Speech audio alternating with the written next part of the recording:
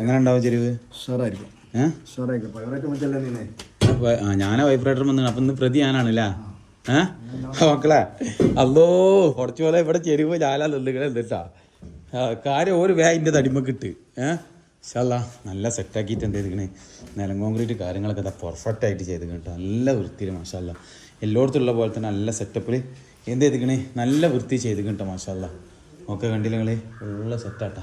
ഇവിടെ പൈപ്പ് അടിച്ചാലേ ഇതൊന്ന് വൃത്തിയാവുള്ളൂ. ഓക്കെ നിലം കോൺക്രീറ്റ് ഫുള്ള് കണ്ടില്ല നിങ്ങൾ. ഈ അണ്ണൻ ചവിട്ടിയാട്ടോ. അപ്പോൾ അതിനോട് ഞാൻ പറഞ്ഞു ചവിട്ടില്ലെന്ന്. അപ്പോൾ പോട്ടെ നമുക്കേ വിഷയത്തിൽ വരാം. ഇവിടെ ചില്ലറ പണികളുണ്ട്, ബോർഡ് അടിക്കാണ്ട് അത് ചില്ലറ പണികളുണ്ട്, ഒക്കെ തീർക്കണം ഇൻഷാല്ലാ. അപ്പോൾ എന്താ വെച്ചാൽ മക്കളാ ഓരോരോ ഭാഗം പൊളിച്ചിട്ട് നോക്കണേ മാഷാല്ലാ. കാണാൻ തന്നെ എന്താ രസം എന്നറിയാം.